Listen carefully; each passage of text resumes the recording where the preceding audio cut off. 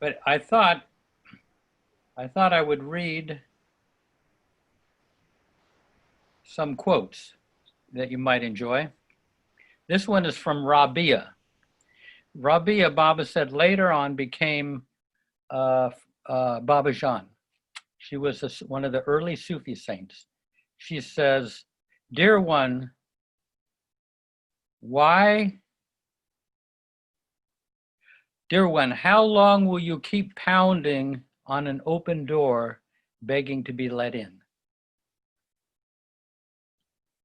So I thought, dear one, how long will you keep pounding on an open door, begging to be let in?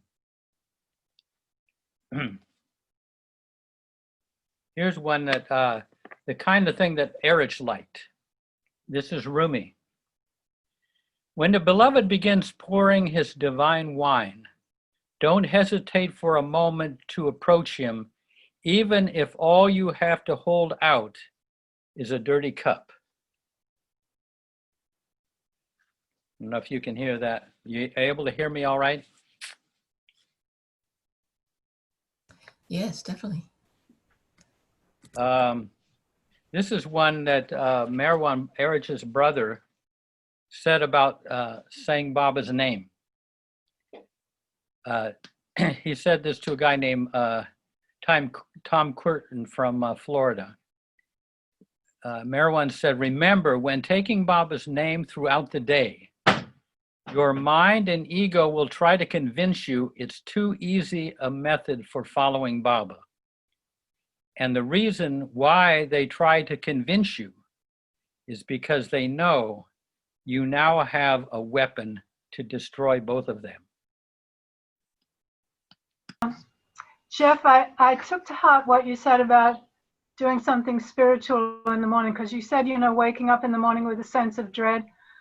I often do that, and I thought it was because there was something wrong with me, but maybe it's a human condition. But I've been trying to start each day with reading a little bit of Effort and Grace, and it helps a lot. Yeah. So, Anne, hello. It's lovely to see you. Good to see you. Yeah, unfortunately, we wake up in the middle of our sanskars. Is that what it is? And then from the sanskars, I try to swim over to Baba. Yeah. Thank you for that tip. But it's kind of thick. Takes me about an hour. Let's have a few moments, a period of silence. Jai Baba. I think most of you know the format. And I don't think there's anybody here who's new. Well, yeah, some, but but they know Darwin Shaw, one of Baba's early Mandali from the West, met Baba back in the 30s, and he wrote this book in his 90s. And Angela is going to look out and on her screen and pick someone randomly to read. You can always pass if you want, and read a chapter. I mean, not a chapter, a section, and then it's open for people to ask questions or share, give examples or whatever from their own life. And and let me mention that at the end of this, now that you're all here, at beginning at 7, after the period of silence at the very end of this session, Stu Baker, he's on your screen there somewhere, he's going to lead us in a heart-centered meditation, and he'll introduce that. But it's wonderful. It takes about 15 or 20 minutes, and it's about sending Baba's love to the people in your life, either an individual or a few people, or even you can send it to yourself. But it's well worth it and very touching. And so I just want to say at the beginning here, we read last time where Baba said to Darwin, and it's well worth repeating because these words were central to Darwin's inner life with Baba, his whole approach, where Baba says, One must give everything to Baba if you really love him. He is in everything and everyone. You belong to him, so keep nothing to yourself. Give it all to Baba and be free. Give your whole self to Baba. Your pain and pleasure is Baba's pleasure. Give it all to Baba. What you feel, Baba feels. And there's more to it than that, but so this was something that Baba, really stressed, and Darwin stressed when we were living around him in the late 60s and into the 70s. He would talk about giving things to Baba, and of course, we were young. We had plenty of things to give to Baba. Lust, greed, anger. Low self-esteem, jealousy, worry about the future. We had a whole lot. But the interesting thing is nobody, I don't recall anybody asking him, well, Darwin, how do you give things to Baba? And I think we were a little bit shy to ask him. So I made up something of my own. I didn't know what the heck I was doing. And I'll just share what I started doing when I was young, and I still continue it. And what I did is, without being given any instructions, I would imagine Baba inwardly in front of me, and then say I wanted to give up a resentment. The resentment in me is getting unmanageable. I want to give it to Baba. I would focus on that resentment, my consciousness on it for a period of time until I really felt the resentment. And then I would imagine the energy of that resentment flowing out to Baba before me. And I know that would be just one layer. Sometimes I would do it for 15 minutes, sometimes a half hour. Sometimes, believe it or not, I spent 4 months giving Baba my anxiety. And, and it, after a while, the giving becomes more fulfilling than actually being done with anxiety. I didn't get rid of the anxiety, but it doesn't bother me anywhere near what it used to. So anyway, that's what I did. And, these things go to Baba. It can be a mountain stream, or it can be the sewage emptying into Baba's ocean, and it doesn't affect him at all. It's all dissolved in him. But it's like I say, I've said before, it's kind of layer by layer. And and it creates a camaraderie, because as I've said before, Baba, I just kind of picture Baba said, well, Jeff, what do you have to give me this today? And I say, well, I got that anger I've been giving to you for the last 3.5 months. Oh, really? That same old stuff? Yeah, Baba. Well, give it to me anyway. There's a funny sort of camaraderie that occurs because you'd like to give your beloved something more than, as Darwin said, you'd like to give him a bouquet of roses, but here we are. All I got is some garbage to dump on him. So you get a sense of humor about that. Anyway, that's, I thought, but now if anybody, in the course of this, if anybody remembers anything specific about what Darwin said in the method of giving things to Baba, speak up and share it with me. I never heard him talk about the mechanics of it. I just made something up, and it works. I don't think Baba's too particular on your method. Everybody's going to have a different method. But I have a question I'd like to ask Jeff that would be very helpful, I think, to a lot of us. Uh-huh. The question is this. Reactivity that I think just about everybody experiences, such as you mentioned, anguish, anger, jealousy, and all of those things. I have been under possibly the misunderstanding that it's very important to become mindful and to be able to, as these things arise over years of practice, partly feeling that reaction physically in the body and catching it with the mind to let go of it. And my question is, what you just shared about giving it all to Baba is extremely important and helpful for me, which I have been doing. But the way you said it means even, it just highlights it all the more. Oh, But regarding what I'm asking about, one, letting go of reactivity at a certain point, one becomes the master of their emotions. Is that so beyond the pale of most of us that we are encouraged by Baba to just give this to Baba and just say, please take this from me. I offer it to you, beloved, and maybe ask for a blessing so this dissipates? Is what I'm asking you at all applicable? Because it's a question I've had for a long time. Am I supposed to be able to learn to let go of this reactivity as the years go by, or that's so beyond the pale of most human beings? Just offer them to Baba. no, it will get better. Bit by bit, layer by layer. It's like an onion. It'll get better if you just kind of persist at it. But after a while, one thing that helps is that you can live with your reactions. You don't, over time, you stop reacting to your reactions. I shouldn't be reacting. You know what I mean? So you see yourself reacting, you're aware of it, but you let that flow toward Baba, or you flow through it. Thank you very much. I mean, I still have a lot of the same hang-ups, but there's much diminished.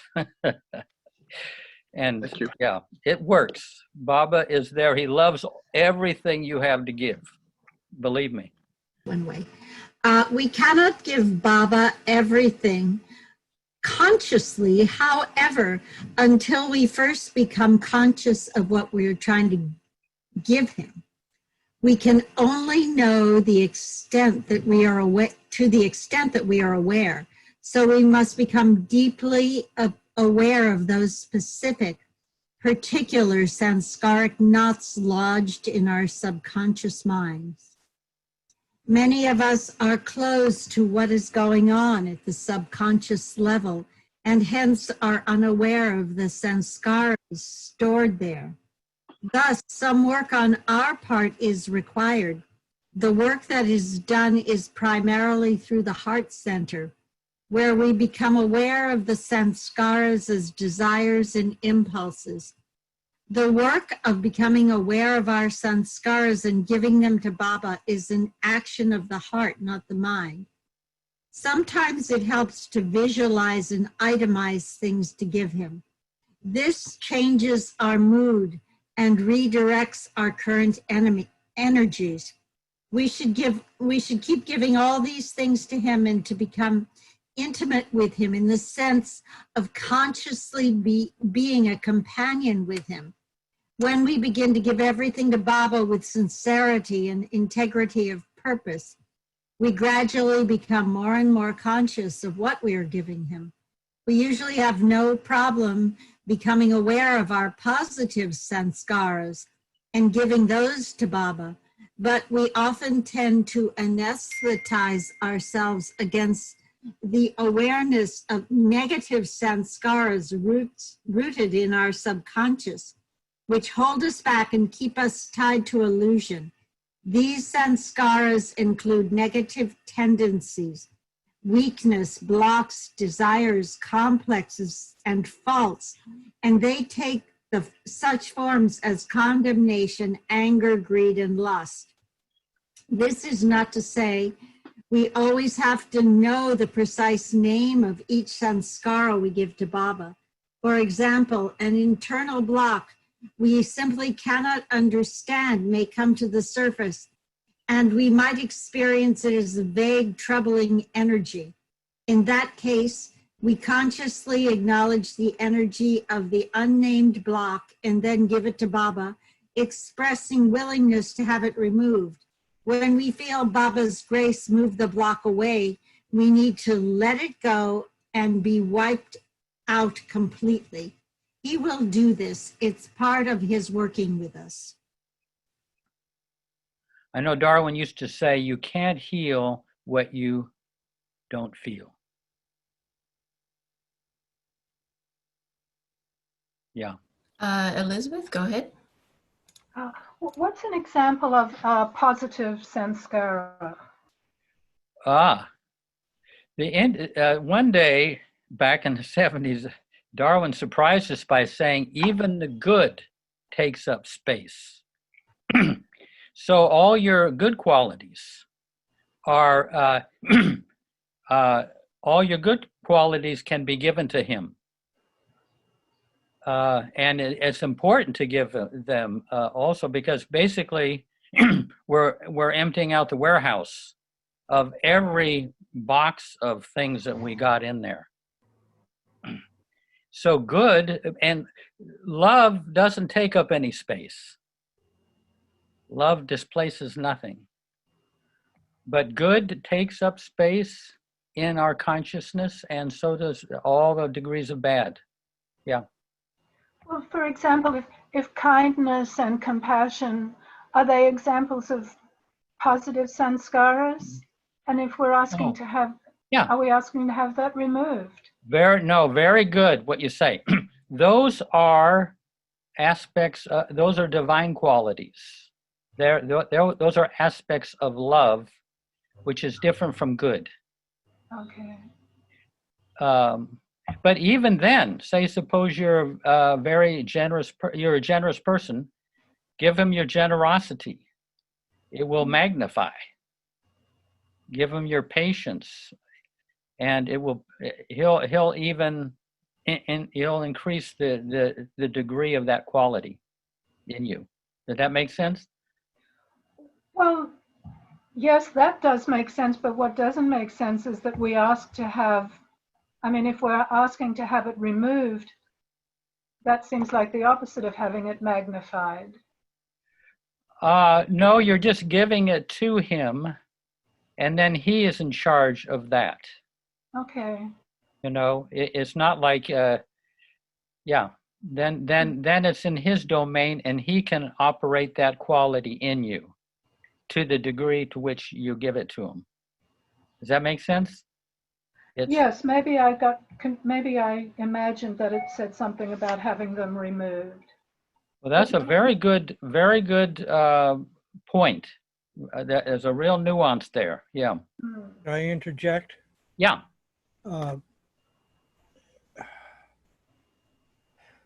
When you give it to them, whatever it is, all of it or some of it or whatever, don't ask anymore. Just, you gave it to him and forget about it. Okay. That's basically, he said, don't ask me for anything, you know, just let me do it. So. Give it to do whatever he wants with it. Exactly. Okay, thank you. Sure. But I've found from experience a lot of these things still persist, but in a slightly diminished form. Well, I can't just let go of anger, you know. It's still, there are all sorts of layers yet to give him, you might say, yeah. Okay. And Damien?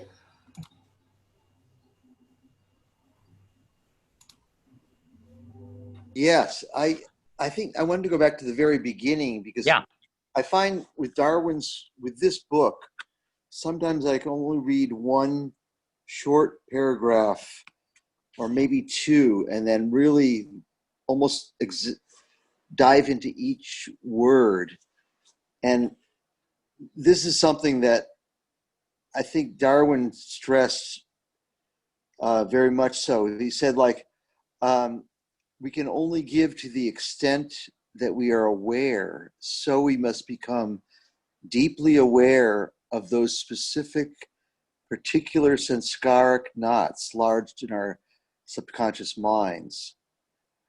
So basically, I remember saying, he would always stress that we can't really give anything to Baba until we know what we're giving. So to know what we're giving, we have to delve with our heart into what is there and explore it, get to know it. It's sort of making the unconscious conscious. Yeah. And really know it, so that otherwise we're giving Baba just a thought rather than the whole experience. Yeah. And it's that giving. So and that's, I think, the essence of this book is the work, the effort. The effort is for us to begin to know some of our sanskaric entanglements and to feel them, feel the pain of them, the challenge of them, go into them deeply, and then from that place, deeply give that to Baba. And Darwin seemed to confirm that that's the way to go. Really know them and then give them from a deep place. Yeah, you explained that perfectly. Do you remember, though, Darwin saying anything about, because you used to go to those meetings, anything about his saying, that was pretty much what he said about as far as giving to Baba, what you just said. Anything else? Well, I do remember specifically asking him, I had been doing work like in Lagoon Cabin, trying to give stuff to Baba. And then, so I think I saw Darwin afterwards, a couple days later, and asked him, and that specific question, do you have to know, or really deeply know what you're giving to him? You're not just giving him like anger or, something general. It's not a thought. And Darwin really confirmed to me that yes, in fact, yes, we need to first know it, feel it, experience it, and then from that place, give it to Baba. Yeah. So he kind of confirmed what I was hunch on. Beautiful. And Daniel. I just wanted to just make a comment about what Elizabeth had asked about the giving up of positive tendencies and so on to Baba. It strikes me that Baba's path can be characterized as disidentification with the false. And so there's lots of different aspects of our identification. Some of them are positive and some of them are negative, but they're all forms that veil us from Baba. And so what we're giving up isn't the quality itself, but it's our attachment to the quality. It's our identification with the quality. And when that's easier said than done, but there's a way in which I hold on to certain, like I think of myself as a very focused, efficient person, but I hold on to that identity, and that keeps me from Baba. So it's giving up the identity of it is, I think, what Darwin's trying to get at here. Yeah. Excellent. Yeah. Yeah. And Heidi. Hi. Yeah, Dan, that was really spot on. I like that identity. I was thinking that, sometimes if I'm willing to be aware of myself, my identity, my feelings, my reactions, and ask Baba to help me be more aware, more willing, then the answers kind of come and I sort of know what to tell Baba or what to give to Baba. I must admit, I'm really resistant to giving Baba the negative, but over time, have learned that he wants that, because that's a false identity too, as Dan was saying. So, you give it all. And I was thinking, Darwin had talked about, hold on, when we begin to give everything to Baba with sincerity and integrity of purpose, we gradually become more and more conscious of what we're giving him. That integrity of purpose is important, I think, with being aware, because then we can have right use of whatever we understand or give to Baba with others and with ourselves. And I wanted to just mention, there is a a book about the subconscious that was really interesting by a spiritual man named Joseph Murphy, and it's called The Power of the Subconscious Mind. And I remember seeing that book being connected with a lot of the metaphysical literature I think that Darwin read, but it's a really helpful book to help us be aware of what's going on with ourselves, because we're just so resistant to it. So I just wanted to mention that. And the name again, John Murphy? The Power of the Subconscious Mind, Dr. Joseph Murphy, and he was a Christian metaphysician. In fact, he talked about the position in the universe of Christhood, and that and Christ, the Christhood, the Christ comes to earth over time. So he was quite aware of avataric manifestations, and you name it. It's Power of the Subconscious Mind, and he's did a lot with New Thought movement, and people were starting to use the book more when I think Louise Hay became popular in that time period.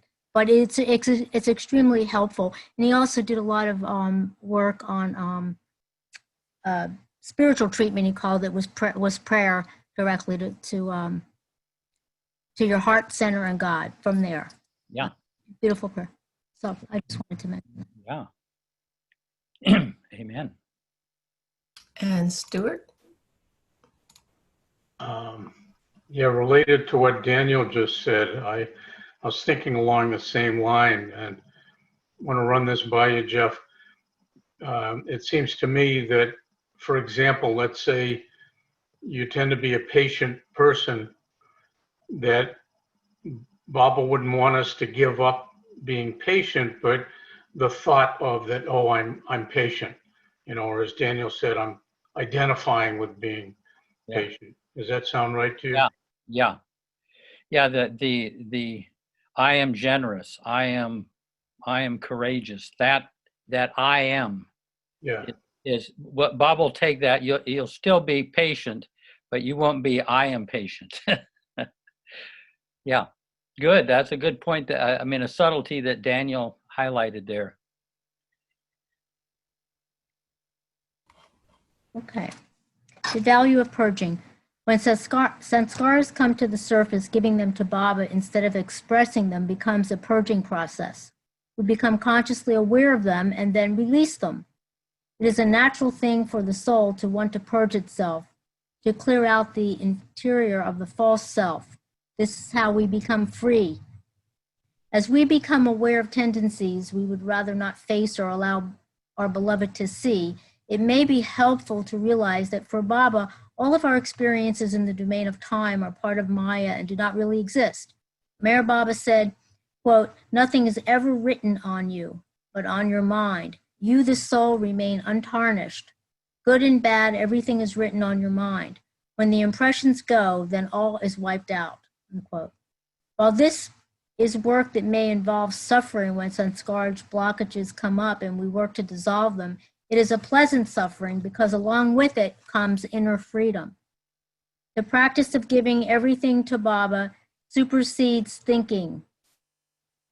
The main functioning center is not the reasoning center, but the heart center. We experience a deep refining and enlarging of the heart center. The heart pain that may be experienced during this purging process is transformed into heart longing. The purging releases energy from the subconscious, and this desire energy becomes jet fuel for longing for God, rather than desire for gross objects or attainments. Beautiful. I mean, he gets a lot in a few sentences. Whew. I want to say that at that line at the end, the main functioning center is not the reasoning center, but the heart center. We experience a deep refining and enlarging of the heart center, and the heart pain that may be experienced during this purging process is transformed into heart longing. And I believe I've experienced some of that, and it's excruciating. And the heart longing, maybe I would ask a question about what heart longing feels like, because that doesn't feel fun to me either. like longing, like the love dog. So it's from the pain of the attachments to then the moving for something that will be ultimately satisfied in, you know, seventh plane God realization. But I would just, that's what I would just say, like what I know heart longing to feel like. I don't know what others know, or Jeff, what you would think heart longing is, but it's a feeling. It's like, you know, when your tooth hurts so bad and you press on it and it hurts so good, but you're never quite, like, not without that sensation. Like, but that's like that on steroids of the heart longing for God, for union. Yeah. First, anybody respond to that? What you say? Yeah, the heart longing is it can get unmanageable if it's one thing Baba says. If you try to serve him, it can tone down that heart longing, so it's not so unbearable. But anybody to speak to that? What Cindy brought up.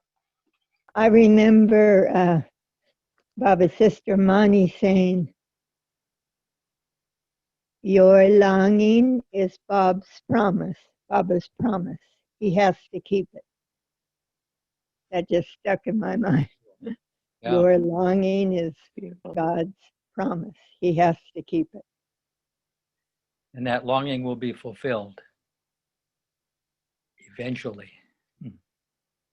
You know, I think Darwin used to talk about occasionally, eventually your heart, we're going back to the previous section, this giving of, he used to say, to be in a constant state of giving, so that whatever comes into you goes to Baba.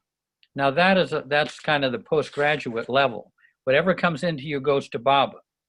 But most people, you know, comes by, oh, that was a good thought, I think I'll keep that. Or, hey, that's a good emotion, I think I'll do that. So we're we're pulling stuff off of the conveyor belt and populating our life with it. But he was able to just let it just flow through him and right from his subconscious, whatever, through him and right to Baba.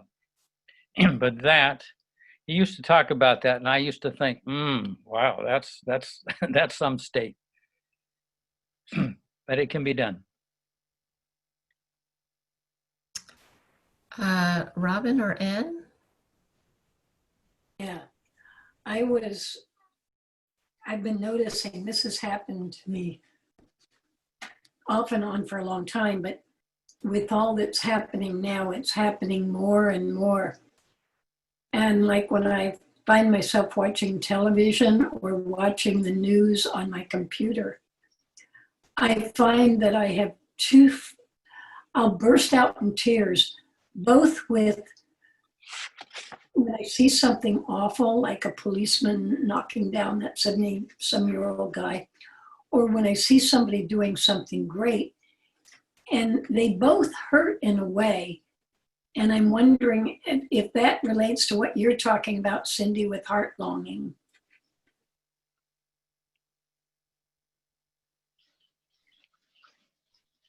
Go ahead, Cindy. I'm just thinking about that, and like that hurts in a way too. Like when you see something,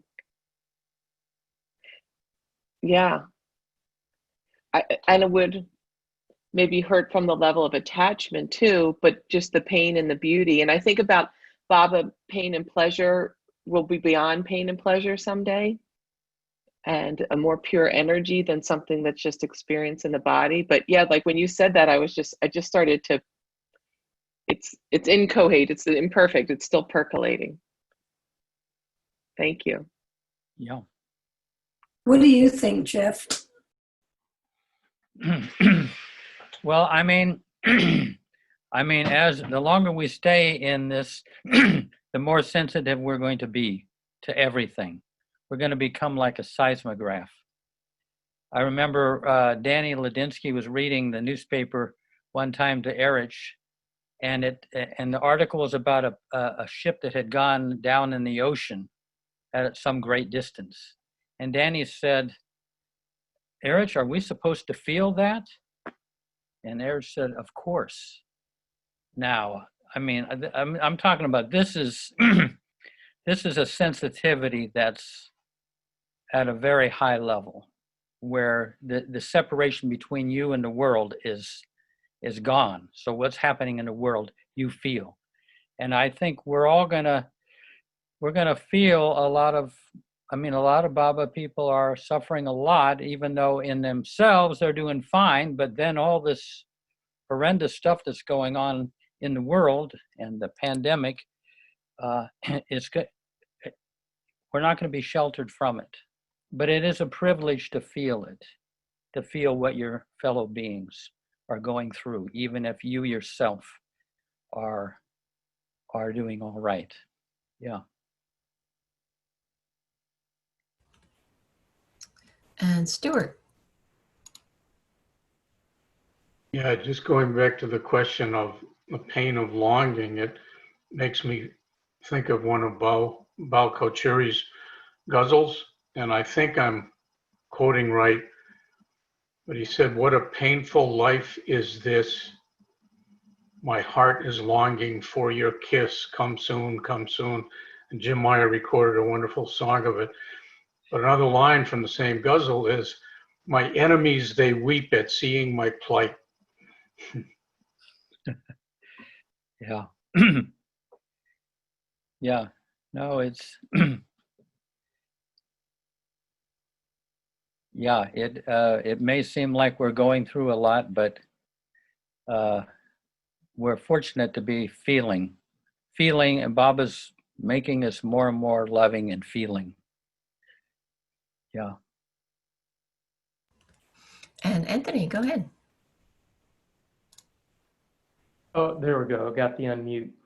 Yeah, it's just a quick sharing with all the talk of the purification of the heart and the pain that goes on as the sanskars are uncovered and released, and then the greater light that comes through the heart after the release. In Catholicism, there is a picture known as the Sacred Heart of Jesus.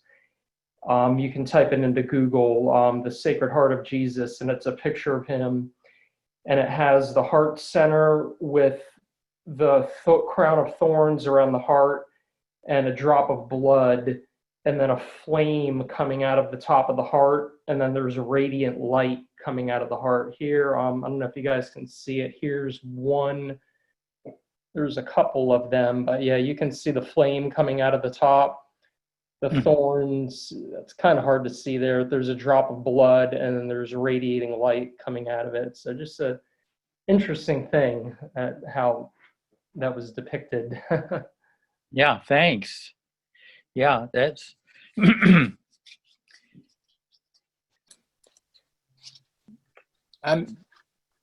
what I'm puzzling about in this process is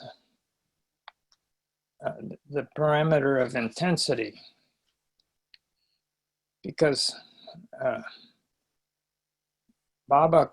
know Baba knows how much I feel, how much I want to do this or not. And so just the words, "I'm giving it to you, please take care of it." I would like to express some intensity with it, but does that mean I have to get down and cry on my knees or whatever? I mean, yes, Tom. No. I mean, I think it's when something is affecting you deeply is a time you don't, then it comes very naturally. But if things are going all right and you don't necessarily want to go in there and poke around in the subconscious,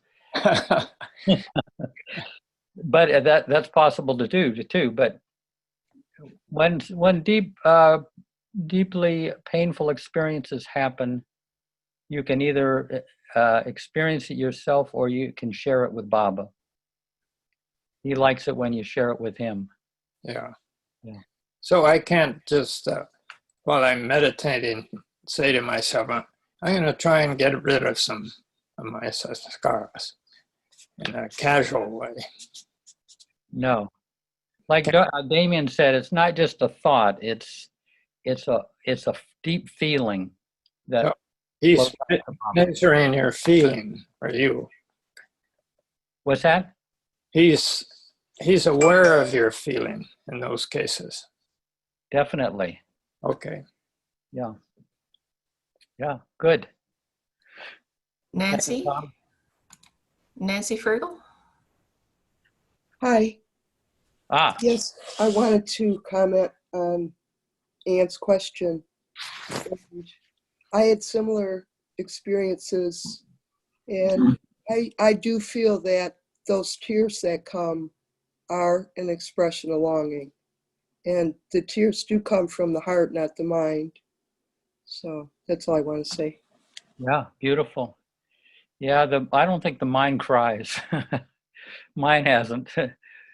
It's the heart. And Janet?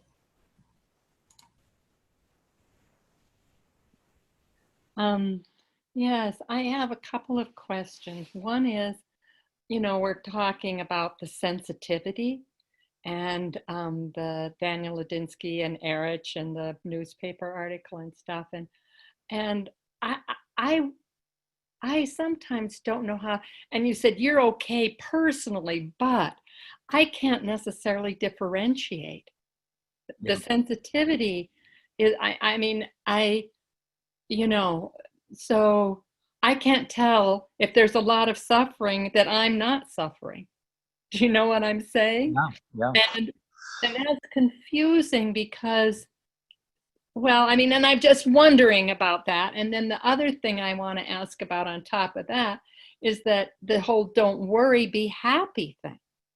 So how do we layer the being happy with the suffering that we're open and sensitive to? I can experience it right now just thinking about it. And, I don't know how to make those fit together. Yeah.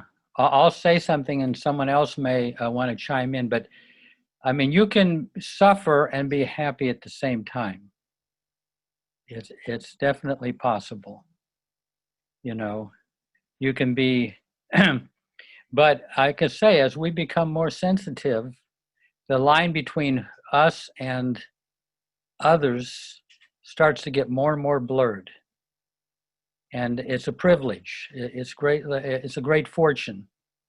But then you feel a density that's not in yourself, but it's in the world around you. You feel a density, did you say? A density or the heaviness of what's Gotcha. Mm-hmm. You feel the heaviness. And if you're you yourself are kind of know yourself well enough, you can know what's your suffering and what is the suffering of the world around you. So that's not a problem. Anyway, but that's just my response. But there are other people here. Anyone to speak to what Janet has said? Go ahead, Fereshteh. Not necessarily directly, maybe indirectly. I am not sure we are necessarily equipped to experience the longing that Baoji talks about, or the highest type of longing that leads to God. I think it's a step-by-step process. I had a dream experience of what I literally don't think I could tolerate it in my awake experience. And not long ago, a couple of weeks, maybe 3 weeks ago, I woke up with it and I'm like, holy cow, I don't think I'm ready to experience that in real life, because it was gut wrenching. And I don't know what the source of it was, but it felt like longing, felt like grief and longing. And I assumed it was, a spiritual longing, but I was very unfamiliar with that depth of a possibility of feeling something quite that dramatic. I mean, I have longed for a lover, a heart crush, or conceptually longing for Baba, but really that feeling that was shown to me in a dream state, I'm not ready to experience in daily living, because I'd be under my bed. I couldn't come out. I'd be a puddle. I'd be like a pretzel. So I think Baba is going to build up our immunity and our capacity to develop that longing slowly. Yep. Yeah, gradually. Yeah. There's not much I can really say about heart longing. It's something I can't describe. The feeling's there. But there's one emotion Baba said is the hardest thing to overcome, and it's the last thing to go, and that's patience. And to have those two together, I've been able to breathe. Whatever he has decided that I've got to do, it'll come to the fore as each moment goes by, and there's nothing I can do to stop it. Yeah. I just try to give it to him. Yeah. And I really appreciate Anne's feeling. Thank you for that. Yeah.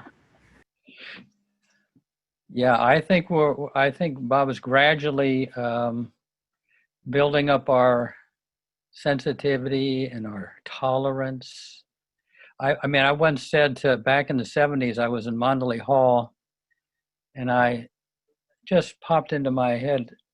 I said, Erich, I have a feeling, I'm saying this to Erich, I have a feeling that if I were to inhabit your body for a half hour, all I'd want to do is go unconscious and asleep.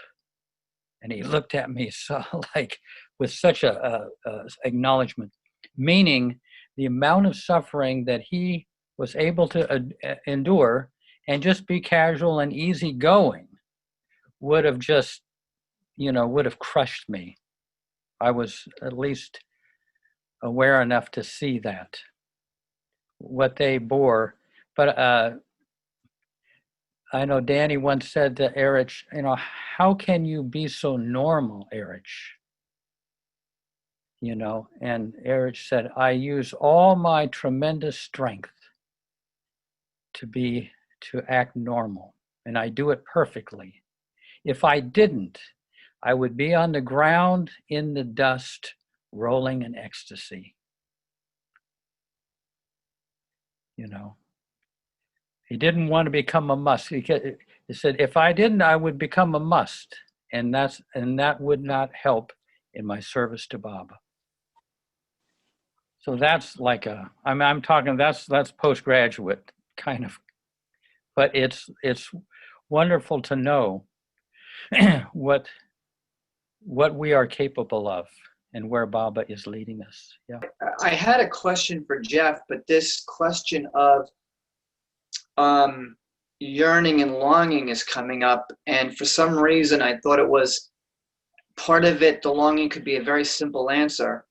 Trying to think of what to tackle first. Maybe anyway, the question before to Jeff was, I didn't understand why what I'll call empathy, as in feeling somebody else's feelings, was a privilege. That was one question. But I also want to mention this thing about longing that I remember years ago when I went to India for the first time. I thought to myself, wow, going to India sounds neat. A friend of mine had saved for his trip. It was a dream of a lifetime. But with me, I said, yeah, if I can go to India, that'd be really neat. I'm not going to save money. If the money just happens to plop into my lap, I'll go. It was very casual. And one thing led to another, and money was plopped in my lap. I looked at the numbers. I said, wow, I have India money. I guess I'm going to India. And I knew I was going. It's like, I'm going. That's what I'll call my determination, my decision, i.e. my longing, the internal invitation. And I just remember a story I heard about George Foreman. It's like he said, I wasn't the fastest boxer or the hardest hitting boxer. Many other boxers were more skilled than I was. But where they said they want to be heavyweight champion, George Foreman says, I need to be heavyweight champion. So sometimes I look at the longing and I substitute the longing, I substitute the word longing with determination, meaning something has to happen. This will happen, like I'm going to India. I didn't really feel like I was desperate to go there, but I just felt, all right, now is my time. It's going to happen. Just like, not necessarily like I'm going to go to work tomorrow, but I'm going to India. It's not a wishing or hoping. I have the money now and I'm going. It's that simple. That I wonder though, when it comes to God realization, that's a burning desire that I can't even fathom. So I don't know if that would explain anything. But yeah, I'll go back to also the original question to Jeff is, I don't understand how, say, empathy is a privilege. I'm wondering maybe if you could explain or not. I don't know if it's explainable. Like Eric said, you can't explain determined to be his. Well, I'll pass with that. Well, I think, I mean, just to be able to feel what other people feel is such an expansion of who we are. You know, if we're just feeling what we feel, we're, we're like in a little trailer. If we can feel what other people feel, we live in a larger place. If we can feel what our fellow beings do on a large scale, where we live over a whole countryside. So the more we can open out in empathy to others, the larger our life becomes. Eventually, as Darwin said, you experience the whole universe inside of you.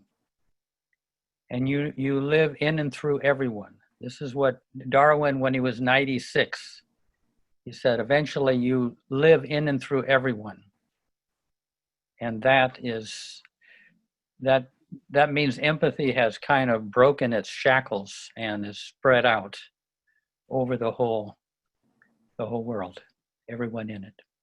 Like Mother Teresa said, Mother Teresa's prayer was, Lord, break my heart so completely that the whole world falls in. It's like that. Anyway. And Anthony? Yes, Janet, what came to me when you were talking about how it seemed difficult to see how you could experience the heart pain and just the suffering, and then the simultaneous experience of the joy and being able to hold those things at the same time. And what popped into my head was one of the statements Baba said of, even though your heart be cut to bits, let a smile be upon your lips. And I was listening to a talk by Erich the other day, and he was talking about the conditions of the new life and how before they set out on it, apparently Baba had some meetings with the Mandali and talked to them about, the state that he wanted them to try to maintain. And the one was the constant cheerfulness and never having a long face, always smiling, always being upbeat. And Erich was talking about how difficult it was to maintain that. And Yeah, I just, I don't claim like I'm even close to being able to be in such a state, but I can kind of get that feeling of what it's like when you feel the anxiety, the suffering, the heaviness in your heart, and then outwardly you're doing your best to maintain that smile, to maintain that upbeatness, and you can feel both of those worlds going on in you. You can feel your sanskaric tendencies, the pain, carrying that in the heart, while on the outside you're cheerful, you're smiling, you're remaining upbeat. So you can tell like you're kind of not giving in to what the heart wants to do and what's going on down there, kind of by your external demeanor that you, I guess, almost kind of have to force in a way. That's kind of like taking you in the opposite direction of where those sanskars are bringing you. So that's just kind of the visual that came to me when I heard you talking about that. So yeah, thank you. Beautiful, Anthony. Yeah. Yeah. Hi, everyone. Jay Baba. Yeah. So it's interesting because the week of, so sometimes I do news blackouts. I don't pay attention to the news. I usually hear everything I need to hear. And the week that everything was going on with the murder of George, and I'm just spacing out his name right now, but I wasn't tapped into the news. And then the riots started, and I started feeling crazier and crazier as the week was going on. And then when and it was interesting because I met with some friends on Zoom on Thursday night, and they said, blah, blah, blah, the news of the world. And they were like, you don't even sound like yourself, Laurece. And they said, you have to do serious self-care. And I said, what's going on in the world? And they said, we're not even going to tell you. And then I asked Terry, and he gave me like a one-liner. And then by Saturday, I was looking at all the news and got caught up on what was going on in the world. So it's interesting because I'm so sensitive that it's like this balance between having my heart open or, like I know that if I close my heart, then I'm just trying to see if anyone else has any feedback, or Jeff, because I don't want to close my heart to Baba.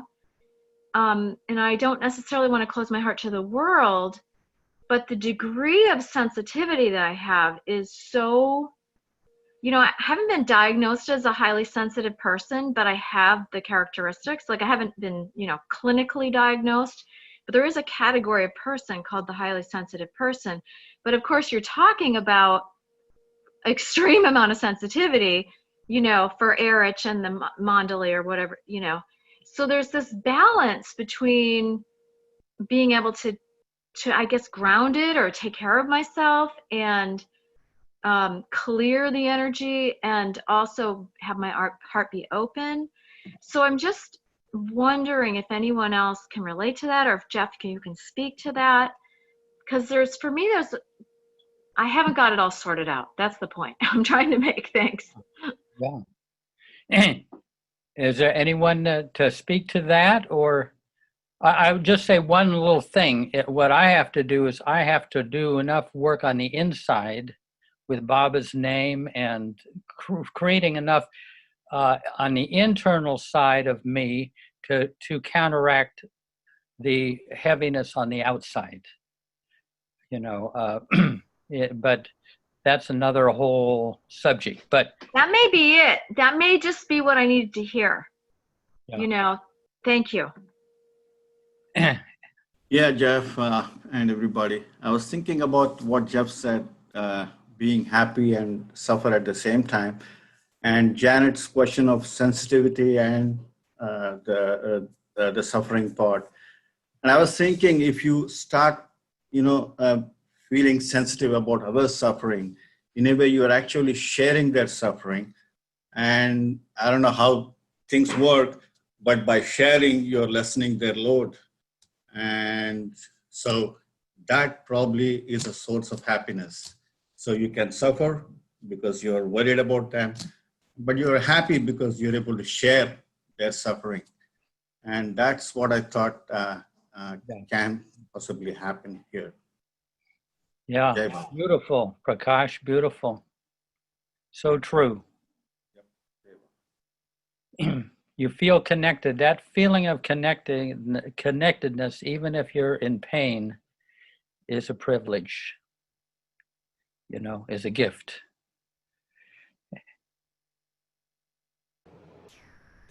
And Thea? Hi. I've been trying to gather my thoughts because there's a whole bunch here that we've talked about, and I've got kind of thoughts on all of these that I think they're all tied together. I have a collection of letters and diagnoses that I can attach to my history, and I have had a sense of longing and aching and agony to the point of becoming extremely suicidal at times. And in the process of working on that, I've had to do a lot of examining of my feelings and, you know, kind of like real talk with both Baba and therapists as well. And I think that there is, one, my experience is that like we tend to think of our feelings like a needle pointing to a destination, like happy, sad, angry, whatever, right? But my experience of them now is that it's much more like a mixing board. I don't know if you've ever seen like an audio technician's board. There'll be a series of dials with different channels and, you know, different lights at different levels on each one. And you can bring them up and down and have various control. And if they all get too loud, you know, if a bunch of them are too loud, it's hard to tell which one's the problem coming from. It's all just noise and jangly. And so there's a real skill that can come from noticing and identifying which ones are going on at any given moment. That being said, we are absolutely connected. Like we know through Baba that this is true. We know through science that this is true. Like we exist in societies because we are connected. And I think the things that are going on right now are things that we can't avoid. And even tucked away, like we feel them, we experience them. What happens to other people affects us. And if we are to realize that we are one with God and that all things and everything is one with God, then part of that is recognizing how much we are connected to each other and how much, you know, the suffering of another is my own suffering. The like, you know, being my brother's keeper, not in the traditional slave sense, but in the caring for each other, in the listening, in the making space, and doing like looking for like where I'm holding back and where I'm holding on to some thing that keeps me separate or something that makes me feel like I'm not, something doesn't involve me or isn't part of my life. And that's hard because it's very painful to look at the degree of suffering, not just in ourselves, but outside. But I think like trying to assuage that comes from like being in touch with your own feelings and knowing what feelings are cropping up, knowing what reactions are happening, knowing how something happens and it pokes a sore spot and then we're just angry or sad or depressed or whatever, like learning where that connection is. It's, you know, we see how unconsciousness is creating so much pain. And so it is really us doing our work to find that, our way through that. I think that's my main, I think I touched all of those bits. No, beautifully described. I mean, I think we all share all versions of this, you know. Our borders don't just end with our own personality. Yeah. And if you like think that you're like, oh, well, that's not me. Oh man, every time I thought that, I get to find out how that is not true. How like I am exactly that thing that I think I'm not. So. Yeah, it's like saying the leak is on your side of the boat. I'm sorry, buddy. Yeah. Yeah. Yeah, I think I said it in the chat. It was just coming, it was flowing through me, so I kind of forget what what I typed in there. But basically that, yeah, and the empathy is the aerobic exercise for the heart center. And I think being cheerful while connecting with someone else's pain is a way of still holding on to yourself while you share the feelings of pain with others. And that privilege is the growth of the heart center through purposeful use. I know this from professional and personal practice. And I want to say to Laurece that, and everybody, you know, there's a real difference between empathy and sympathy. And if you're empathetic, it nurtures the heart center, it pumps, it moves, you grow, you're able to give and receive. In sympathy, it's limited, it's a mind situation because you're really feeling sorry for someone's pain. And there's a lot of ego involved in that, feeling sorry for someone else. So if you can transform, you know, sometimes you start with sympathy, and that's, to me, better than not having any feelings at all. Hey, go for it. And then transform it into empathy, because if you don't feel it, you're going to be, the heart center is going to be blocked. I remember seeing a film with Bob when I was first into Bob, and I can't remember the film, but the image stuck with me.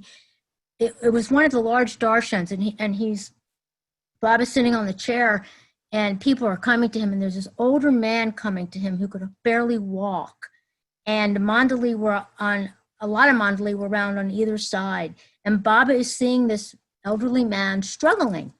And I could feel Baba's pain for the pain of seeing this man struggling to try to get to Baba. And Baba in the film goes like this, like, where are you? Doesn't anybody see this? Like, isn't anybody going to come in and help? I can't get up off the chair. Come on. And it just struck me right between the eyes that this was the guts of Baba being there and aware of everyone's needs, everyone's feelings, being there for everyone in every little nuance of life and feeling. And finally, I think one of the Mandali noticed and turned around and helped the man go to see Baba, and Baba smiled. He was happy. It left a big impression on me about being aware of your other people's needs and feelings, and that you could be impactful in some way without getting your ego involved. You can be there with them. Beautiful. Yeah, thank you, Heidi. That's lovely. Just picture Baba there. Yes. So I was going to say to Laurece, I also am basically highly empathetic person, so I feel a lot of what other people are feeling. And I think it is a privilege because if you can do that, it can make you wiser in decisions that you make or how you speak with someone or handle a situation.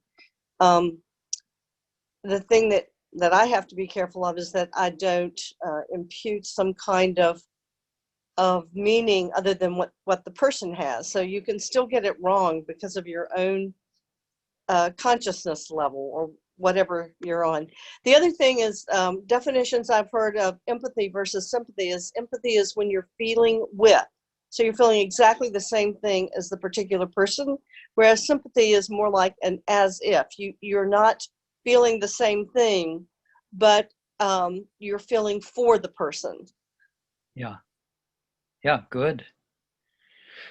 Yeah, I think, sympathy can be a stepping stone toward empathy. I was thinking about when you said about like having good feelings and bad feelings and, having stuff going on in the world and feeling good about what you have. But like Baba works like with sanskaras with opposition, like to kind of counteract things, to have them to work on them so they unravel, you know. And we were talking before about anxiety, like say I get up in the morning and you kind of feel like uneasy a little bit. And then like I have a picture of Bob and I look at it and you know, maybe I'm not going to figure it out, but he wants us to give that to him. And then hopefully during the day, how your day unfolds, you kind of get things that kind of show you what was submerged, you know? Yeah. I know, it's beautiful how you can do all these things with Baba as you go along from morning till night. So he lets you go to sleep. You get so tired, like, well, I gotta go to bed now, you know? And then you escape and then you wake up and you kind of maybe had a dream and you don't exactly know what's bothering you, but it's probably the stuff that's supposed to be coming out, you know? So hopefully. Like your stack of dishes thing when you talk about working at the store and you take off a dish and there's another one. But as the layers come up, they get thinner, maybe. Yeah, hopefully. Yeah, thank you, Marcia. Yeah. Okay, the value of repentance. Megha Baba has given us the prayer of repentance as an important tool for our purging and refining process. We can recite it as part of our nightly introspective review and wipe our slates clean. This involves recalling our weaknesses, repenting and correcting them, and letting them go. But once we sincerely repent, we have to let the mistakes or underlying psychological complexes be wiped out and not recreate them by dwelling on them. We might discover, however, that behind a particular tendency, there are more layers of that same tendency. I believe that this is one of the reasons Baba indicated that the prayer of repentance should be repeated day after day. We are involved in an ongoing counteracting process, and reciting the prayer with integrity is like cleaning with a stiff brush over and over until the stain is finally gone. If we cannot dig out each sanskaric tendency by its roots and give the whole thing to Baba, we must simply go on experiencing and giving each layer to him until it is finally gone. Deep and sincere repentance is a beautiful way of giving to Baba whatever we find we cannot simply release. If we are truly contrite, not just using the prayer of repentance as a formula, we can eventually accept Baba's forgiveness, grace, and the abolishing of the whole troubling complex we are grappling with. Baba's forgiveness is his intervention of grace, and to accept his forgiveness is to accept his intervention to wipe out the blemishes on our heart. His grace is not a his grace is not a merit badge we can earn, but a gift with no strings attached. Through this gift of his grace, we become free of our burdens and we experience salvation. Meher Baba is the gateway to the infinite, and a contrite spirit is the key that opens wide the gate of forgiveness. A contrite spirit is thus a vital part of this dynamic. We cannot accept forgiveness without repentance. This, then, is the loophole in the otherwise ironclad law of karma. If we sincerely repent, accept forgiveness through grace, and successfully let our sanskaric complexes go, they are gone. This is both our victory and the beloved's. I'll mention one thing is we once asked Erich, what is the we that is referred to? We repent, O God, most merciful, for all our sins. And he said, it's you and Baba. I thought, when you say the prayer of repentance as a group, we are asking for repent. But he says, you and Baba. Baba's there with you, asking for forgiveness of the formless God. But but you can put Baba in there anywhere you want. But we were surprised. Anyway. Anthony, go ahead. Yes, Jeff, I actually have a question for you or anybody else that feels comfortable answering this. I certainly don't have a clue about the answer to this. So in our Tampa Bay Baba group, we, for a couple weeks, we've been talking about the taking of Baba's name upon death and Baba's promise of, I can't remember if it was in the final declaration where he said, if you take his name upon dying, you are liberated. And he re-emphasized, yes, it is that easy. This is open to everybody. And then we found another quote that said, if you remember to take my name at least once every day, you will not forget to remember me at the time of death. Yeah. So we were reading this and it was just like, oh my God, how can that be that easy? I mean, by those criteria, I mean, a good number of us, this is going to be our last life. So how do you reconcile those statements of Baba's with how long and deep this process of the cleansing is? I mean, do you just try to do your best with it in this life and then you remember his name and that's it? Yeah. It makes no sense in my head of how these things. Well, I'll just mention, Baba amended that. Don Stevens asked him what he meant by that. One is that you get liberation. The other is that you come to Baba and he reroutes you to a Baba family, so you can grow up in a Baba family.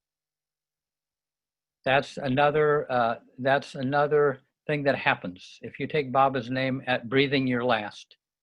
If you went out of here, he might let you out of here. But the other thing is you'll be reborn in a Baba family. So you come back and get to try to serve Baba and love him. And so a lot of the younger people like Thea and Jeremy, and they grew up in Baba families and they must have said Baba's name. The logic doesn't go backwards, it only goes forwards. The logic doesn't go backwards, it goes forwards. No, but I mean, they were with Baba back in in the 1920s or 30s or 40s, and they were probably with Baba and they said his name, and now they're in a Baba family. All of Cindy's kids, yeah. From your understanding, is it the process that we have to continue this sanskar cleansing until it cleanses enough to where we start getting on the planes and then going through that? Is it that long, the whole process? Well, with Baba, you can bypass the planes by going directly to him. You don't have to go on that freeway. You go to his presence. And yeah, there's a whole thing about that I'll tell you sometime. But the planes are the higher side of the lower self. And we want to step out of the lower self. But that's another whole discussion. But anybody that can speak to what Anthony's saying there, or anything about the prayer of repentance. I was just thinking, I had never heard that explanation of why we should say the prayer of repentance every day. I mean, that was the first time I knew about that. And in our Baba group here in Chapel Hill, we typically don't say that prayer very much. We usually do the shorter Beloved God prayer. But, I mean, it's good to know that there's a reason to say it consistently and every day, and that it's helpful in removing the sanskaras. Anyway, I just thought that was interesting, and that I was glad to know the importance of it. Yeah, that's another way of looking at the whole thing. A beautiful way. Again, I'm going to try and kick this out because there's so many. I've been trying to work out the riddle that one lady brought up about being very sensitive. about this George Floyd situation that was going on. And by the way, a quick comment about the prayer of repentance. Still confused, real simple, still confused. I want to work that out. But when I looked at this sensitivity of what's going on in the world, part of me looks at, people may know the discourse better than me. I'm looking at love thy neighbor as thyself, or it's like when a parent loves a child, loving them with some kind of detachment, which I don't know anything about, but expanding it out to the world, to love the world with detachment. And I look at what Erich may have said, be of the world, something like, be in the world and not of it. Yeah. I don't know how to do that very well, but I just remembered this feeling of empathy when in Tampa Bay, we got hit with one hurricane, a massive one, and then we had another hurricane pointed right at us. And I remember being scared out of my mind. Baba said, don't worry about it. Just don't worry about it. Jamaica got destroyed. And for one of the first times, I actually had this outpouring of, oh my God, donate money to them, donate, donate, donate. Because I did have that much, maybe love for them, whatever you want to call it. But on another brief note, I remember Anthony Robbins, he one time had somebody donate a dinner to him as a child, and for the rest of his life, his passion was feeding other people. But then I had a talk with a man today about mantra, and I look at it as taking his name. And I says, what do you think the sincere power of taking God's name is? And I want to keep a discussion going about this because I think it's so gosh darn important. And he said very simply, it kept the world from blowing up. So I think many times when we're scared out of our mind, or we have this great empathy or great sensitivity toward what's happening in the world, periodically I go back to, I think that there is an ever-expanding power in taking his name with as much energy as we can, and like transmuting it out to the world, and not necessarily for us, but for everyone else that's suffering. I keep on going back to that and back to that. Yeah. We'll go into that sometime, because that's a very, very important aspect of life with Baba. Yeah. Yeah. I won't forget, Peter. Okay. Thank you. Let me mention one thing. I once asked, and you probably heard this before, but I asked Erich, how did you experience Baba's forgiveness? And he said, when you do something wrong, traditionally, when you do something wrong or unkind, you make this petition to God, hoping that he will forgive you. And you keep at that until you feel like you're forgiven. But he said with Baba, the remorse that you feel for having been unkind and selfish is the sign that you've already been forgiven. So I don't know if so the remorse you feel is the sign that you've already been forgiven. That was Baba's forgiveness. Guilt tends to hold on to the thing that you did. Remorse is actually a letting go, a release from it. Yeah. Anyway, let's have a few moments of silence here.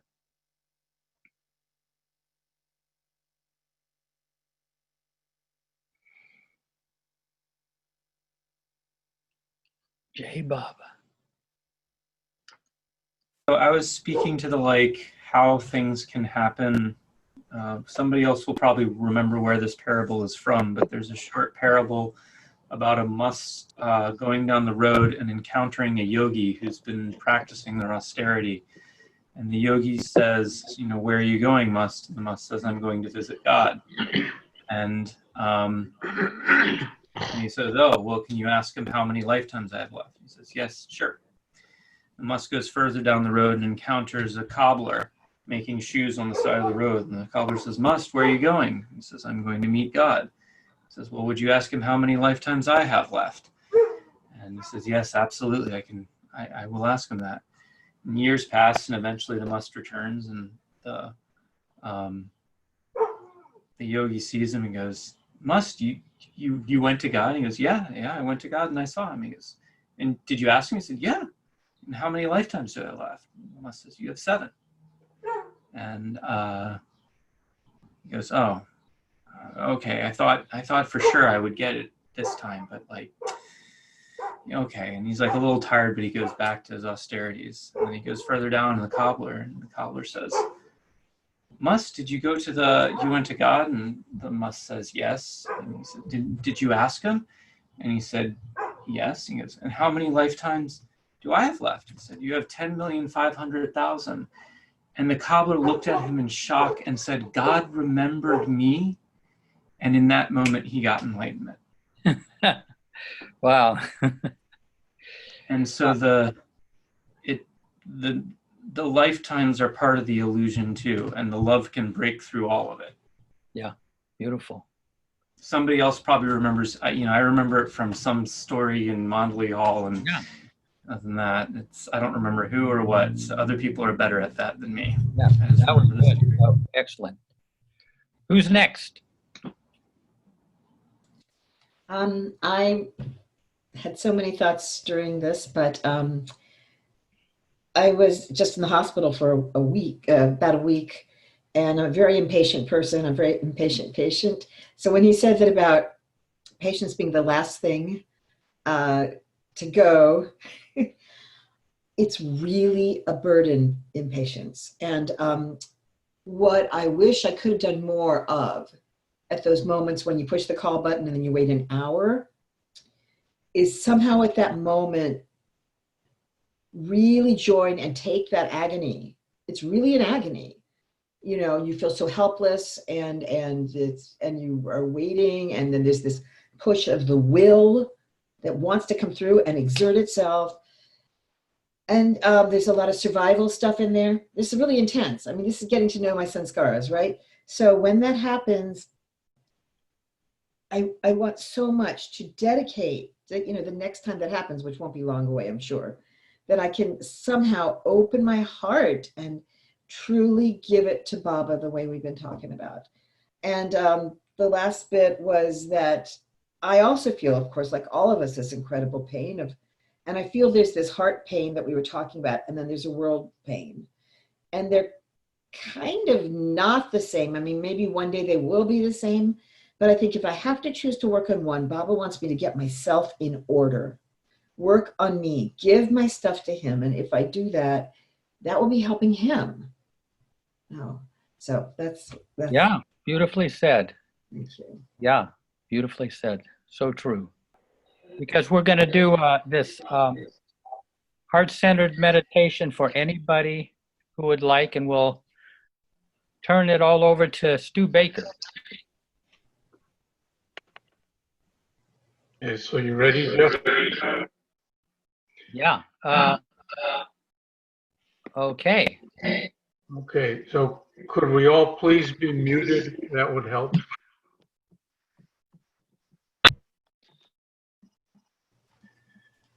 And I'll give just a quick introduction to this process. Jeff mentioned it's about sending love to someone else's heart. And I learned it years ago in quite a rudimentary way, and in the context of conflict and even seemingly intractable conflict.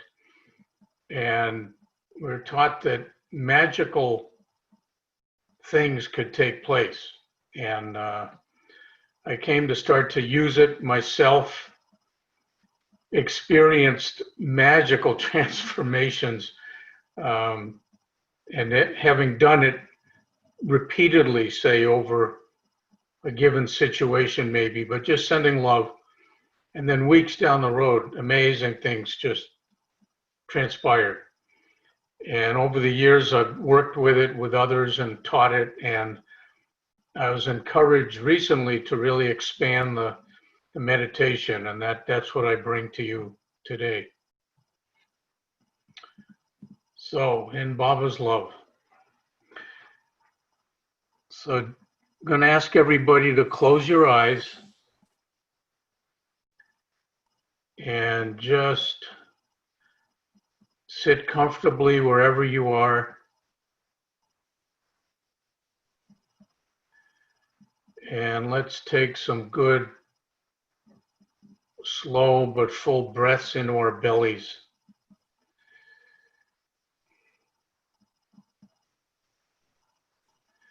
And just let the world disappear.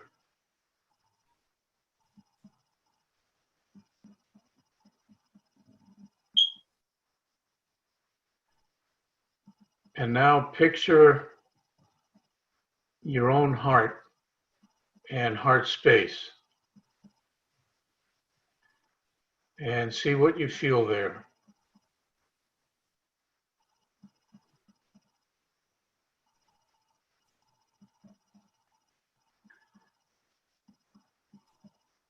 And we all have our heart space, which is a source of infinite divine love, Baba's love.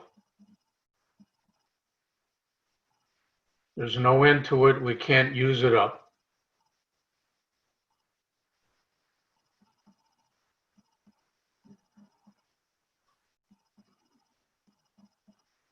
So let's breathe into our heart space.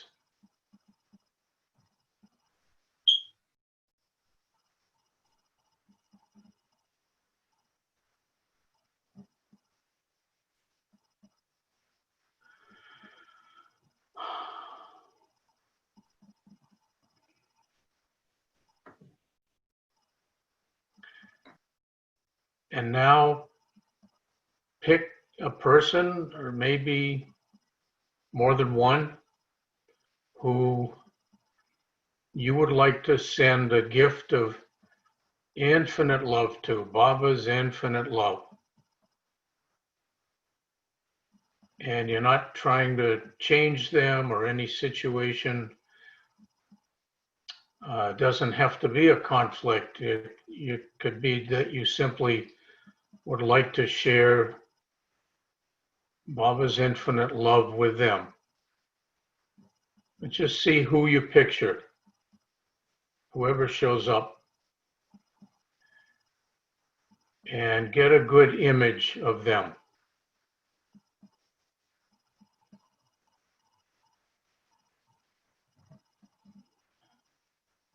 And breathe into that image.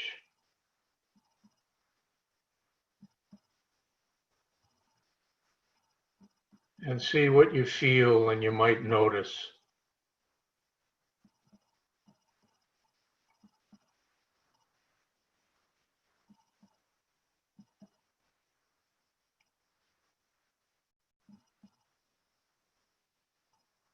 And now picture their heart and their heart space.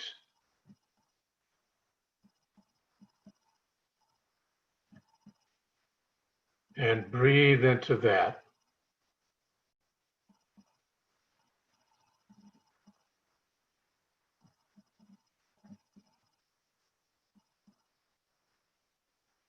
And notice what you feel. And what you feel and see can change as we go along doing this. And you cannot do it wrong.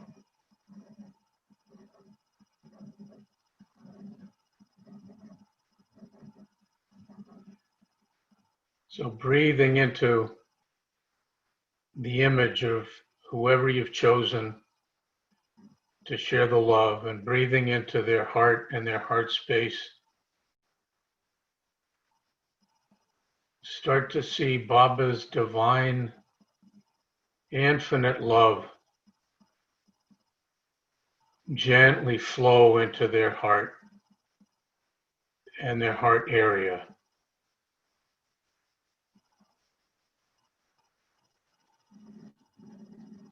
And you might have a clear image. I usually see kind of a warm, liquid, golden light just flowing in. And you might have your own image.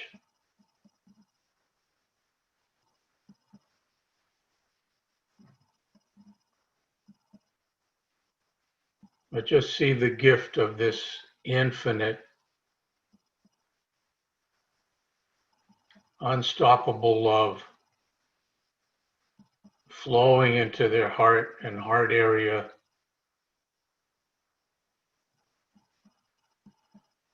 It's healing and soothing, cleansing.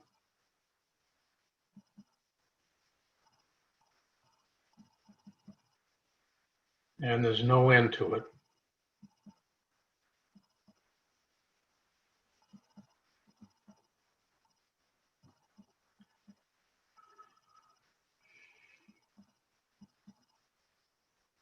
And see the love filling their heart and heart area and overflowing.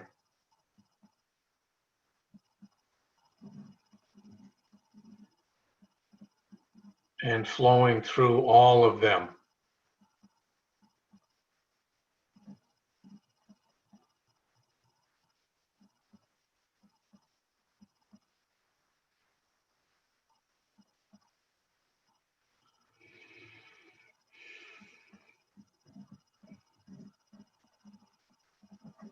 And what do you see and feel?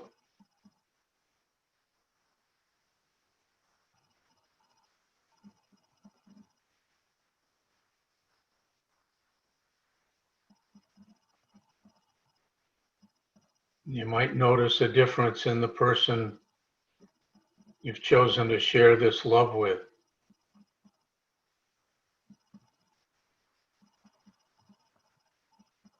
And you might notice a difference in yourself.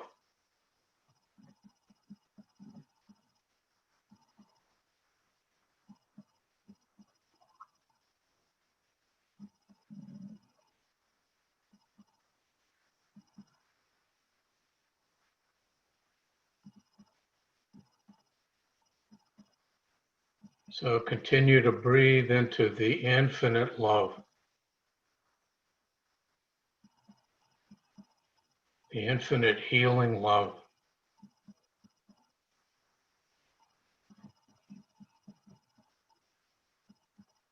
Flowing into their heart and all of them.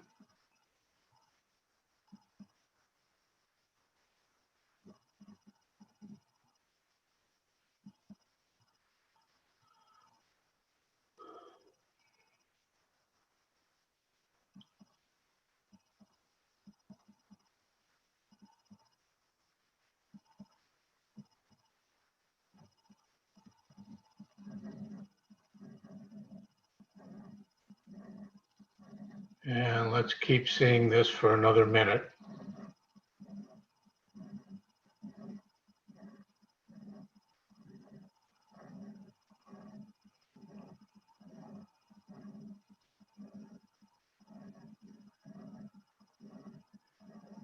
And you're sharing, focusing this incredible gift of infinite love.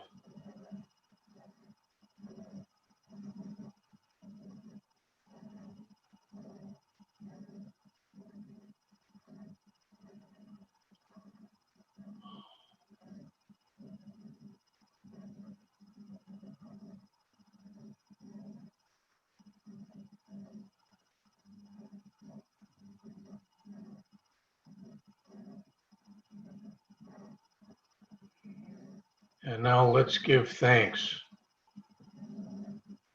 for this gift of love and being able to share it.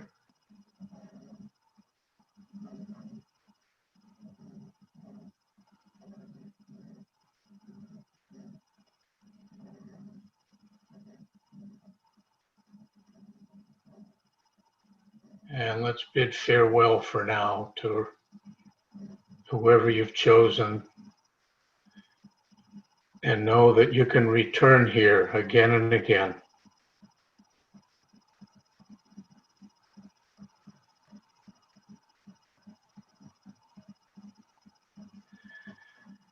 now gently bring your awareness back to your own heart and heart space.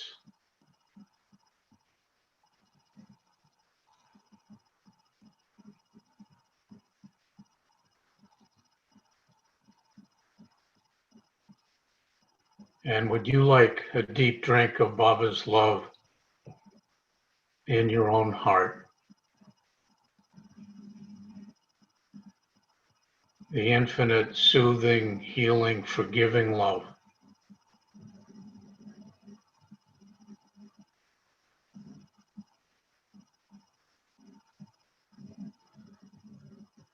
So start to see that love flowing into your heart and your heart area.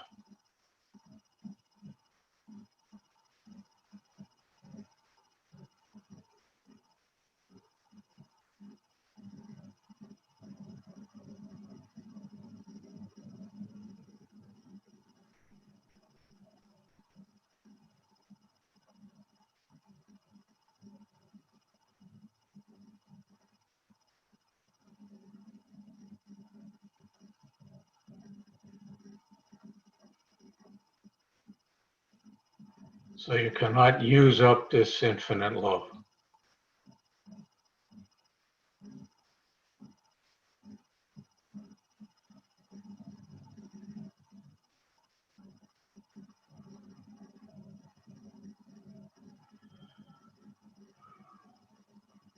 And Baba wants to share it.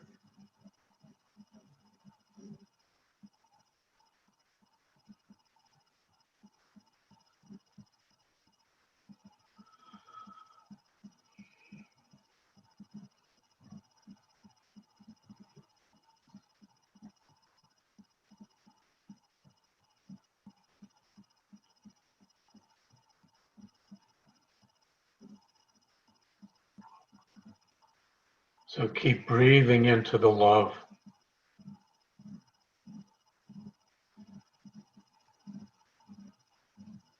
Filling your own heart and the core of your being.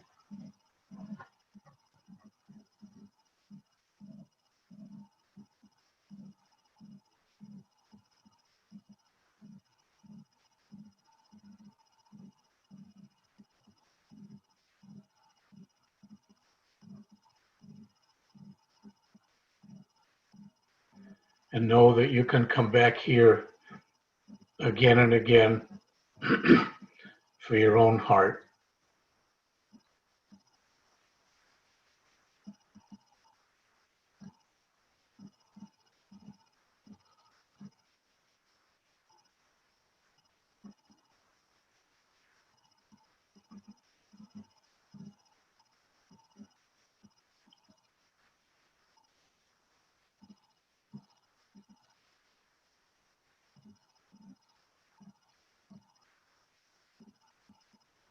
And let's take another minute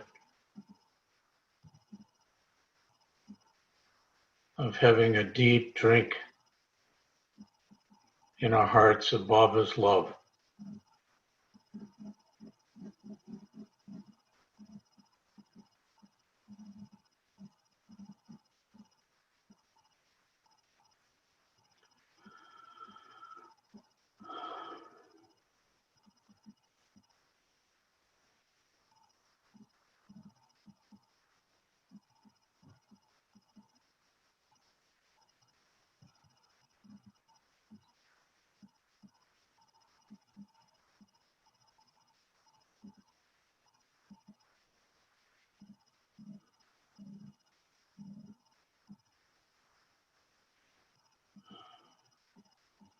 And now let's give thanks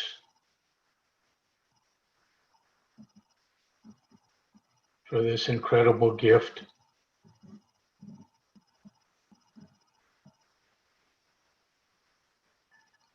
And know we can take it with us.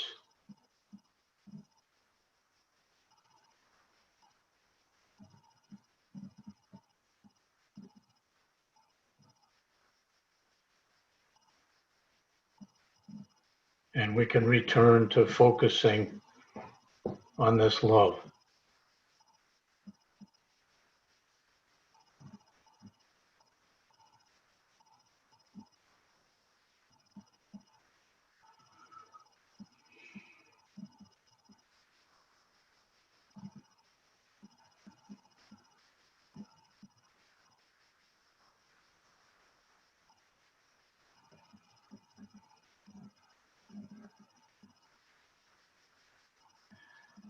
And now gently bring your awareness back to where you're sitting. And breathing into the belly.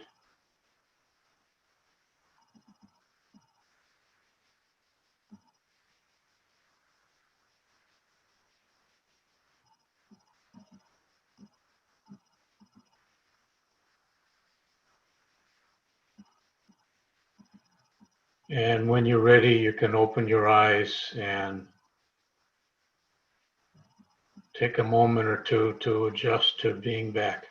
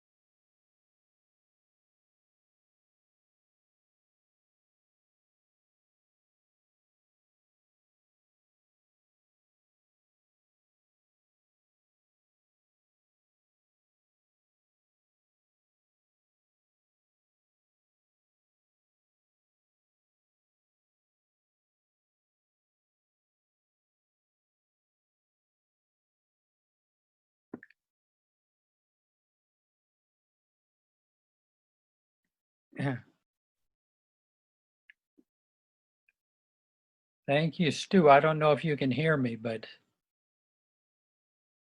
are you able to hear me? Yes. Oh, okay. Wow, thank you. That's just such a deep experience for me and with Baba. Yeah, it's hard to move out from here. Yeah. Yeah. Well, that's a good thing. Thank you. Thank you for doing that. I mean, and it's such a beautiful thing to do with Baba. Yeah, it's always an honor, Jeff. Yeah. Thank you so much, Jeff, You're Stuart, and everybody. Yeah.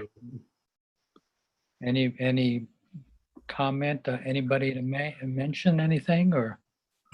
I have a quick question, Stuart. Yeah. Is this the heart math meditation? What is the source?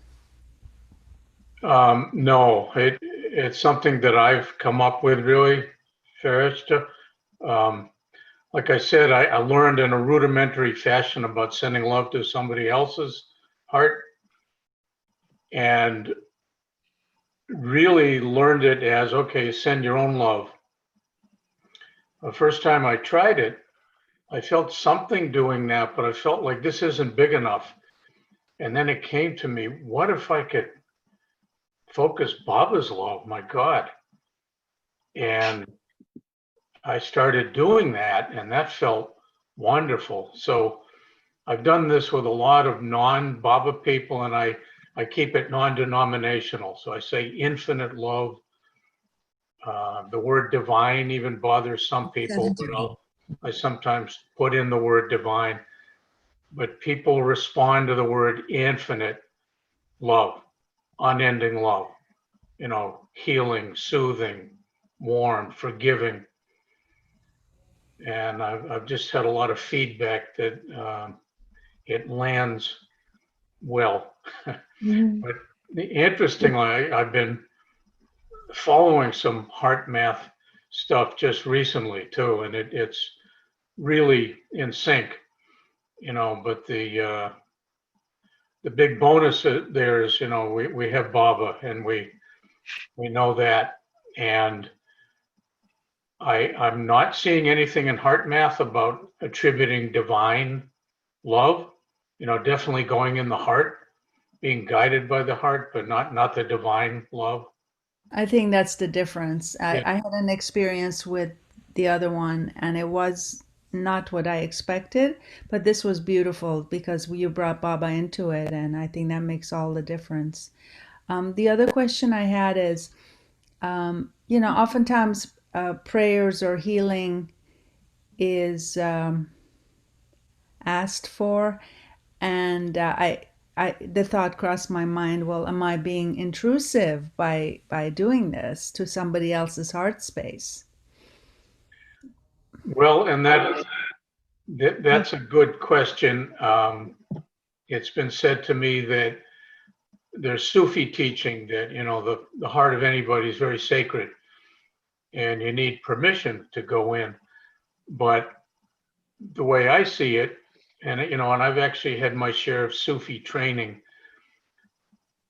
I'm not trying to affect anything at all in anybody's heart. So I'm picturing this infinite divine love, and the way I see it, if it bounces off, if there's not a reception to it, then so be it. That's fine. But this divine thread always goes through all of us at the same time, regardless, right? So I don't see it as an intrusion. I really don't. I've done some deep thought, deep reflection on that. Yeah. I'd like to say too, what I felt during that was the quote from Baba in the back of Discourses, that love can't be coerced or forced, but it can be awakened through love itself. So when in that experience with this, I mean, it's always people have choice about that, but we're not forcing it. We're just radiating it for them to receive in the natural course of gathering power and spreading itself until it eventually transforms everyone it touches. Yeah. Yeah. Jeff? Yeah. Yeah, no, Cindy, that's the perfect quote. Yeah. Love is contagious. That's right. Yeah, and so I've been doing this in the last several weeks with groups on Zoom sessions as part of an hour-long webinar I've been doing. And one of the people a few weeks ago, we were discussing and processing afterwards like we are now. And she said, well, I was sending the love to someone I've been having a conflict with, and I'm really feeling the conflict. I have been. And she said, but after a while, love won out, and I didn't feel the conflict anymore. So she felt transformed. Mm-hmm. By the way, I don't know if you noticed in the chat, but Anthony Cortez made a remark that, thank you, Stuart, definitely feeling the love, brother. And then he says, person I sent love to is calling me on the phone right now. It happened about a minute after the meditation ended. I better go get my phone. Yeah. That's amazing. Yeah. So obviously it worked. No, and I have experienced in working with others so many remarkable things happen that, I never tell anybody to take credit for it because it's God's love. But also I say to people, oh, Huey Lewis got it right. It's the power of love. There can be just magical transformative force, and I think really in keeping with Darwin, Jeff, it's getting out of the way and asking this divine love to come in. Yeah. I thought of the Beatles song, Love, Love Me Do. You remember that old song? Yeah. Oh, Yeah. No, lots of the rock songs are, they have a scent here, Well, I was upset when I got an Apple phone because they had this music on there. But when I listened to the songs, some of them were pretty cool. They put that on there and you couldn't take it off. I forgot. I have a question. I got zoomed out of the meeting and I missed the very beginning of the meditation. So I just kind of tuned into thinking about the heart and God, but I missed the very beginning. So maybe. Well, it's recorded, I believe. Yeah. Oh, okay. Yeah. So this is going to be recorded on YouTube, this part too? Yeah. Yeah, our whole session is being recorded. Yeah, the whole. Okay, that's good. Okay, I'll watch it. 2.5 hours. Yeah. Well, thank you. Yeah. You're welcome. It's okay if you think of a lot of people instead of one. I actually moved it over to a few others. It's like, yeah. No, that's great. Whatever your heart tells you. Thanks, Jeff, for bringing it to us. Okay, and thank you, Stu, really. I mean, and look at that, almost everybody stayed, it's just because there's just, and this ties in with this whole thing that Darwin is, Baba through Darwin is opening the heart, making it larger, and let that love flow through to others and to the world, Yeah, it's the magic. Darwin used to say, don't think of yourself as a base of operations. Think of yourself as a conduit, as a vehicle. Yeah. He was very good at being able to open up and let Baba's love flow through. Not very obstructed. Yeah. If it's exactly. coming through me, yeah. Yeah, sometimes I'll say, Baba, in spite of me, would you please flow through? Yeah, that's the attitude. But didn't Darwin also say that we think of ourselves as being small? Yeah. And we're not really. Yeah, I asked him once, what is the biggest mistake the Baba lovers are making? And he said they think of themselves as small and they remain small. Yeah. Think big. Think outside the traditional, even the traditional spiritual box. Yeah.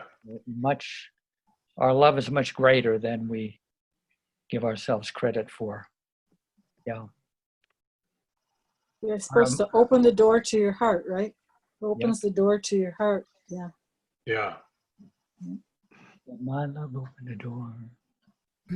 Yeah. Open up the door. Open up the door. Can't take it anymore. Open up the door. For thee. Wilt thou come? Wilt thou come? Hey, Fereshteh, just to end it, Fereshteh, do you happen to have a Hafiz to bring it to a close? I do, certainly do. I finished one this morning, and it's kind of a sweet one. I had it open for you earlier. Let's see. Here it is. Let me just arrange my screen here so I can see you at the same time. All right. This is Ghazal. I'm making progress. Ghazal 54. And I told Angela, I said, I'm worried I'm going to run out of Hafiz at the rate I'm reading him. I'm not translating at the same rate, so you might have to hear some repeats. All right. The setting in the garden is joy-giving, and the conversation among friends pleasant. The time of the rose is a blissful time, and their intoxication is from his wine. Our soul is renewed each moment from the breeze of the beloved. Oh yes, yes, the breath of lovers of God are fragrant from breathing that air. Even before opening its bud fully, the rose plays the melody of its death. Go ahead and moan, O nightingale. The song of the sorrowful lovers is pleasant to hear. It is a happy news to the night-singing nightingales that on the path of love, the beloved delights in the nocturnal laments of his lovers. There is nothing in the marketplace of the world that is soul-nourishing, except the selfless, carefree, and blissful living ways of the lovers of God. I heard from the tongue of the pure-hearted iris that in this ancient world, only those who travel with a light load are truly joyful. O Hafiz, to renounce the world is the way to ultimate happiness. Don't ever think that those who cling tightly to the world are happy. Jai Baba. Jai Baba. Jai Baba. Well, I think it's probably time for us to eat on the East Coast. On the West Coast, you guys have more time. Yeah, well, thank you, and thank Baba and all of your participation in this. It's really. Jai Baba, thank you. Jai Baba, thank you, thank you. Everyone, what a blessing. Thank you, everyone. Thank you, Jeff. Bye-bye. Thank you, Stuart. Thank you, everyone. Thank you. Fereshteh, thank you all. Jai Baba, thank you. Have a great week, everyone. Jai Baba.